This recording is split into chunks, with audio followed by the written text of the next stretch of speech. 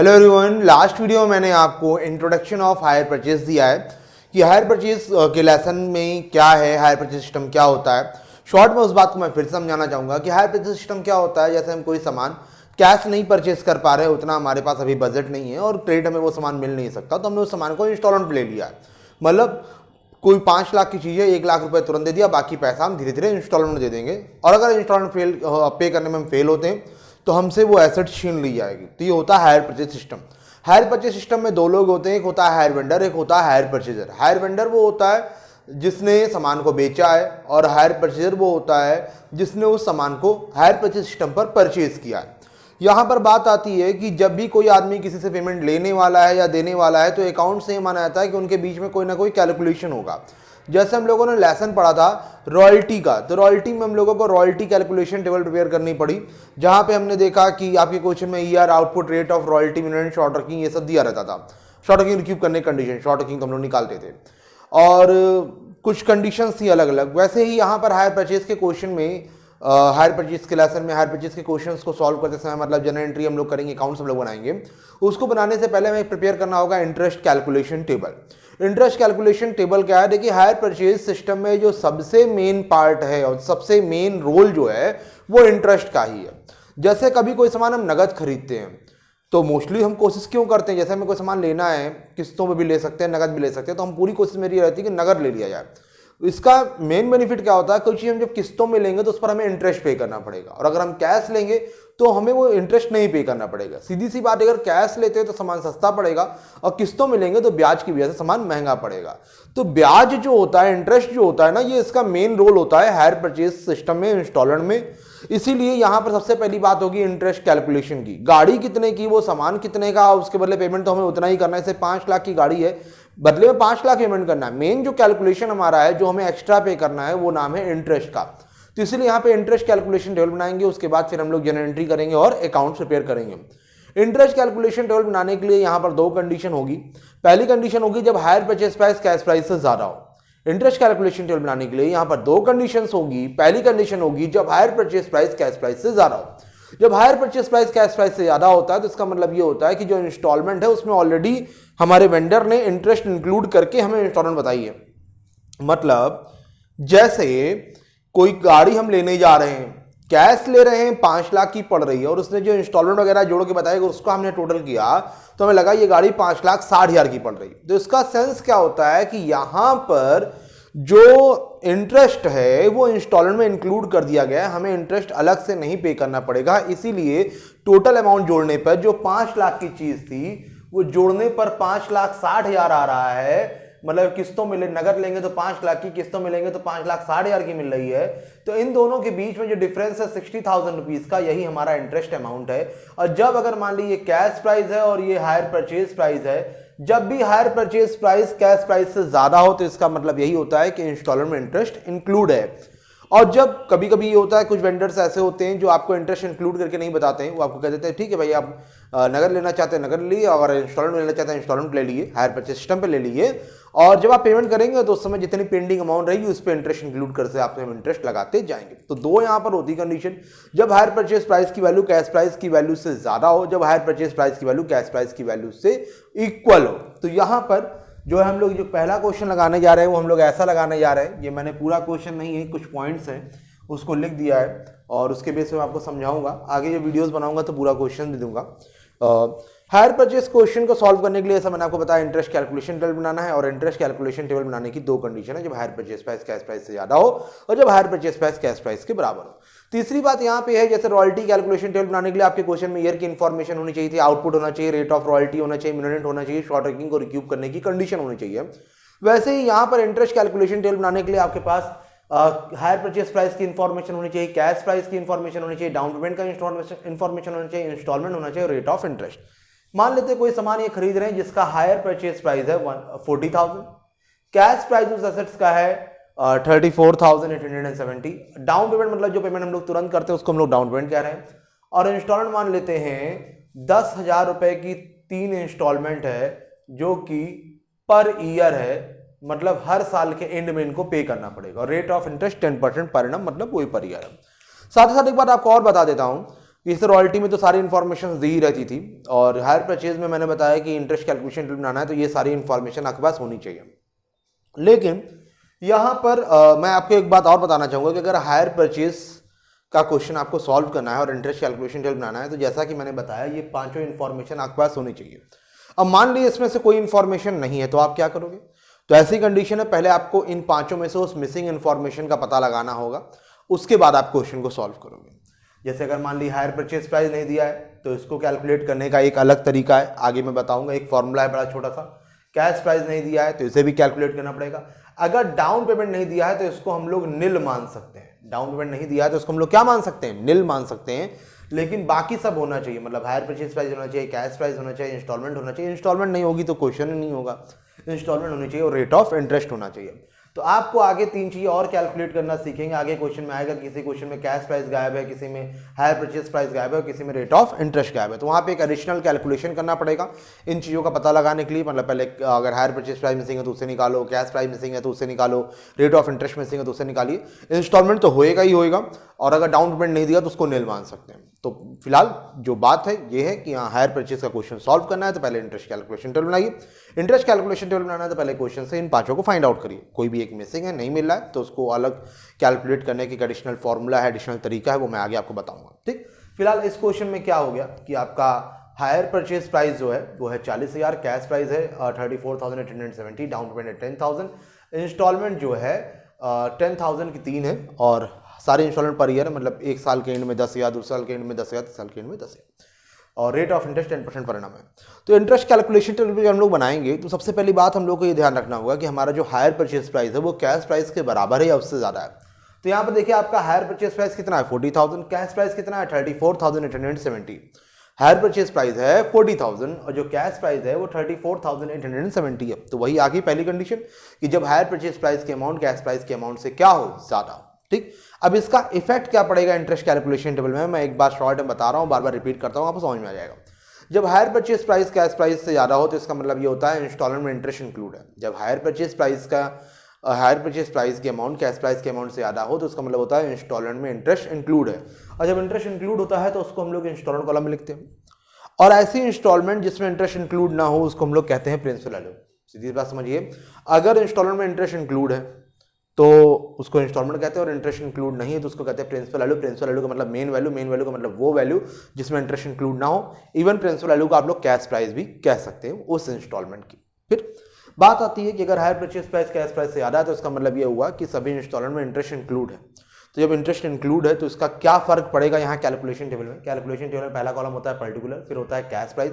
Cash price का मतलब वो प्राइस जिसमें इंटरेस्ट इंक्लूड ना हो, इसलिए यहाँ पर उन्हीं अमाउंट्स को हम लोग लेस करेंगे जिसमें इंटरेस्ट इंक्लूड ना हो। ये है इंस्टॉलमेंट, और यहाँ पर हम लोग इंटरेस्ट की कैलकुलेशन करेंगे। ये है प्रिंसिपल वैल्यू। प्रिंसिपल वैल्यू का मतलब वो वैल्यू जिसमें इंटरेस्ट इंक्लूड ना हो। अभी आगे बात आपको समझ में आ जाएगी। फिर जो बार बार जिस बात तो मैं जोर दे रहा था कि क्वेश्चन लगाने से पहले आपको देखना है, इंटरेस्ट कैलकुलेशन टेबल बनाना है, पांचों पॉइंट निकाला, फिर आपको ये देखना है कि आपका हायर परचेज प्राइस जो है कैश प्राइस के इक्वल है या उससे ज़्यादा है। तो यहाँ पर higher purchase price cash price से ज़्यादा है तो इसका इस टेबल पे इफेक्ट ये पड़ेगा। जब भी हायर परचेज प्राइस के अमाउंट कैश प्राइस से ज़्यादा हो तो डाउन पेमेंट और सभी इंस्टॉलमेंट को पहले इंस्टॉलमेंट कॉलम में लिखेंगे, फिर इसमें से जो भी इंटरेस्ट होगा उसको लेस करेंगे और प्रिंसिपल वैल्यू आएगा, फिर प्रिंसिपल वैल्यू को यहाँ लाके लेस करेंगे। फिर से सुन लीजिए, जब भी हायर परचेज प्राइस की अमाउंट कैश प्राइस के अमाउंट से ज़्यादा हो तो डाउन पेमेंट और सभी इंस्टॉलमेंट पहले इंस्टॉलमेंट कॉलम में लिखिए। डाउन पेमेंट और सभी इंस्टॉलमेंट को पहले किस कॉलम में लिखिए? इंस्टॉलमेंट कॉलम में लिखिए, और इंस्टॉलमेंट में से इंटरेस्ट को माइनस करिए, फिर जो आएगा प्रिंसिपल वैल्यू, और प्रिंसिपल वैल्यू को यहाँ लाके लेस करिए। ठीक, दूसरा हायर परचेज जब कैश प्राइस से ज़्यादा हो तो उसका इफेक्ट क्या होता है? पहला तो ये होगा कि डाउन पेमेंट और सभी इंस्टॉलमेंट की एंट्री पहले इंस्टॉलमेंट कॉलम में होगी। दूसरा ये कि लास्ट इंस्टॉलमेंट पे इंटरेस्ट का कैलकुलेशन परसेंटेज बेस पे नहीं होगा। अब ये परसेंटेज बेस का क्या है, अभी एक दो क्वेश्चन लगेगा, समझ में आ जाएगा। चलिए फिलहाल क्वेश्चन स्टार्ट करते हैं। सबसे पहले हमने कैश प्राइस देखा 40,000 है, सॉरी हायर परचेज प्राइस है 40,000, कैश प्राइस है 34,080, डाउन पेमेंट इतना, इंस्टॉलमेंट है 10,000 की 3, रेट ऑफ इंटरेस्ट दे रखा है 10%। तो सबसे पहले हम लोगों ने लिखा cash price of assets. Cash price of assets हमारा है 34,870, 34,870। अब जो पेमेंट होता रहेगा उसको हम लेस करते रहेंगे। सबसे पहले होगा डाउन पेमेंट। डाउन पेमेंट कितने की है? 10,000। इसको पहले इंस्टॉलमेंट कॉलम में लिखेंगे, क्यों? क्योंकि higher purchase price cash price से ज्यादा है। जब भी higher purchase price cash price से ज्यादा हो तो डाउन पेमेंट और सभी इंस्टॉलमेंट को इंस्टॉलमेंट कॉलम में लिखेंगे, और लास्ट इंस्टॉलमेंट पे इंटरेस्ट का कैलकुलेशन परसेंटेज बेस पे नहीं होगा। लिखा यहाँ। फिर डाउन पेमेंट पे इंटरेस्ट निकाला। देखो डाउन पेमेंट हम लोग तुरंत करते हैं, जो इंटरेस्ट लगता है एंड ऑफ द ईयर लगता है। जब पेमेंट आपने तुरंत कर दिया तो उस पर कोई इंटरेस्ट नहीं लगेगा, तो डाउन पेमेंट पे इंटरेस्ट हो गया नील। अब इंस्टॉलमेंट की वैल्यू में से इंटरेस्ट के अमाउंट को लेस किया, ये आ गया प्रिंसिपल वैल्यू। अब प्रिंसिपल वैल्यू को यहाँ ला के लिखा, कितना हो गया 10,000। अब इस 34,870 में से 10,000 को माइनस कर दिया, आ गया 24,870। अब लेस फर्स्ट इंस्टॉलमेंट, पहले इंस्टॉलमेंट कितने की 10,000, इवन यहाँ पे तीनों इंस्टॉलमेंट कितने की है 10,000। लेस करना है फर्स्ट इंस्टॉलमेंट, तो फर्स्ट इंस्टॉलमेंट पहले इंस्टॉलमेंट कॉलम में लिखिए, क्यों? क्योंकि हायर परचेज प्राइस के अमाउंट कैश प्राइस के अमाउंट से क्या है ज़्यादा है, तो यहाँ पे इंस्टॉलमेंट लिख लिया। अब इस पर इंटरेस्ट निकालेंगे, इंटरेस्ट किस पे निकालेंगे 24,870 पे, तो 24,870 इंटू 10/100 ये कितना आ गया 2,487। अब इंस्टॉलमेंट में से इंटरेस्ट को लेस कर दिया, ये आ गया प्रिंसिपल वैल्यू। अब इस प्रिंसिपल वैल्यू को लाके यहाँ माइनस करिए, फिर लेस सेकंड इंस्टॉलमेंट कितने की 10,000 की, इसको पहले किस कॉलम लिखेंगे इंस्टॉलमेंट कॉलम में, क्यों? क्योंकि हायर परचेज प्राइस के अमाउंट कैश प्राइस के अमाउंट से क्या ज़्यादा है। अब इंटरेस्ट जो निकलेगा हमेशा बचे हुए कैश प्राइस पे निकलेगा। जैसे 34,870 था, डाउन पेमेंट लेस किया तो इतना बचा। जब फर्स्ट इंस्टॉलमेंट की बारी आई तो इस पर इंटरेस्ट निकाला हमने, इंस्टॉलमेंट से इंटरेस्ट को लेस किया, प्रिंसिपल वैल्यू आया, इसको यहाँ माइनस किया। फिर अब सेकंड इंस्टॉलमेंट बारी है, सेकंड इंस्टॉलमेंट को पहले हम लोग इंस्टॉलमेंट कॉलम में लिख रहे हैं। इंटरेस्ट निकालेंगे इस पर 17,357 पे, तो 17,357 इंटू 10/100 किया, ये आ रहा है 1,735.70, तो इसको 1,736 कर लिया। अब इंस्टॉलमेंट में से इंटरेस्ट को लेस करेंगे, ये जो आएगा उसको कहेंगे प्रिंसिपल वैल्यू। प्रिंसिपल वैल्यू को ही ले आके यहाँ माइनस किया, तो 17,357 में से 8,264 को माइनस किया, आ गया 9,093। अब लेस करेंगे थर्ड इंस्टॉलमेंट जो कि हमारी लास्ट इंस्टॉलमेंट है। थर्ड इंस्टॉलमेंट भी कितने की है 10,000 की, तो इसको पहले किस कॉलम लिखेंगे इंस्टॉलमेंट कॉलम में, क्यों? क्योंकि हायर परचेज प्राइस के अमाउंट कैश प्राइस के अमाउंट से क्या है ज़्यादा है। अब इंटरेस्ट निकाले बचे हुए कैश प्राइस पर ना, यहाँ ऐसा नहीं होगा। ये बात मैंने पहले भी बताई आपको कि जब हायर परचेज प्राइस के अमाउंट कैश प्राइस के अमाउंट से ज़्यादा हो तो ऐसी कंडीशन में डाउन पेमेंट और सभी इंस्टॉलमेंट की एंट्री पहले इंस्टॉलमेंट कॉलम में होती है, और लास्ट इंस्टॉलमेंट पे इंटरेस्ट का कैलकुलेशन परसेंटेज बेस पे नहीं होगा। परसेंटेज बेस का मतलब जैसे यहाँ देखिए परसेंटेज बेस पे निकाला गया, यहाँ ऐसे नहीं होगा। यहाँ कैसे होगा, इंस्टॉलमेंट लिखा, अब इस इंस्टॉलमेंट को यहाँ लाइए और इसमें से जो बचा हुआ कैश प्राइस है उसको माइनस कर दिए, तो 10,000 में से 9,093 को माइनस कर दिया, कितना आ गया 907। अब इंस्टॉलमेंट में से इंटरेस्ट को लेस करेंगे, ये आ गया प्रिंसिपल वैल्यू। अब इस प्रिंसिपल वैल्यू को लाके यहाँ लेस करते, ये क्या हो गया। इस टेबल के कुछ अपने कॉन्सेप्ट भी हैं कि ऐसा हम क्यों करते हैं, लेकिन अभी फिलहाल आपको टेबल इसको स्टार्टिंग में पढ़ रहे हैं, तो इसको जैसे बता रहा हूँ वैसे कॉपी करके समझ के ऐसे ही करिए। लगाना आ जाएगा, फिर कॉन्सेप्ट बता दूंगा तो ज़्यादा बेटर हो जाएगा, और तब आपको कॉन्सेप्ट आसानी से समझ में भी आ जाएगा। मैं फिर से इस टेबल को रिवाइज कर देता हूँ। हायर परचेज के क्वेश्चन को सॉल्व करने के लिए सबसे पहले हमें इंटरेस्ट कैलकुलेशन टेबल बनानी होगी। इंटरेस्ट कैलकुलेशन टेबल बनाने के लिए हमारे पास 5 इंफॉर्मेशन होनी चाहिए, cash price, hire purchase price, down payment, installment, rate of interest. अगर हायर परचेज प्राइस नहीं है तो उसे कैलकुलेट करेंगे, कैश प्राइस नहीं है तो पहले उसे कैलकुलेट करेंगे, डाउन पेमेंट नहीं है तो निल मान लेंगे, इंस्टॉलमेंट होगी, और अगर रेट ऑफ इंटरेस्ट भी नहीं होगा तो उसका भी हम एडिशनल तरीके से कैलकुलेशन करेंगे। फिलहाल ये 5 होगा तभी हम लोग इंटरेस्ट कैलकुलेशन टेबल बनाएंगे, और जब इंटरेस्ट कैलकुलेशन टेबल बनेगा तभी आगे के क्वेश्चन को सॉल्व कर पाएंगे। तो फिलहाल यहाँ हमारे क्वेश्चन में 5 इंफॉर्मेशन थी। हायर परचेज प्राइस है 40,000, कैश प्राइस है 34,870, डाउन पेमेंट था 10,000 और इंस्टॉलमेंट 10,000 की 3 है पर ईयरली, और रेट ऑफ इंटरेस्ट है 10%। अब इंटरेस्ट कैलकुलेशन टेबल बनाने की यहाँ पे 2 कंडीशन थी। पहला, जब हायर परचेज प्राइस के अमाउंट कैश प्राइस के अमाउंट से ज़्यादा हो, और दूसरा जब हायर परचेज प्राइस के अमाउंट कैश प्राइस के अमाउंट के बराबर हो। जब हायर परचेज प्राइस के अमाउंट कैश प्राइस के अमाउंट से ज़्यादा हो तो इसका मतलब ये होता है इंस्टॉलमेंट में इंटरेस्ट इंक्लूड है, और जब हायर परचेज प्राइस के अमाउंट कैश प्राइस के अमाउंट के इक्वल होता है तो मतलब इंस्टॉलमेंट में इंटरेस्ट इंक्लूड नहीं है। अब फर्क कहाँ पे पड़ता है, क्या चीज़ें चेंजेस होती हैं, कैसे हम लोग अप्लाई करते हैं। तो सबसे पहले हम लोग लिखेंगे कैश प्राइस ऑफ एसेट। जब भी हम लोग हायर परचेज का क्वेश्चन सॉल्व करेंगे और इंटरेस्ट कैलकुलेशन टेबल बनाना है तो पहले तो ये डिसाइड कर लिया कि क्या है अगर hire purchase price cash price से ज़्यादा है या बराबर। तो यहाँ डिसाइड हो गया कि higher purchase price cash price से ज़्यादा है।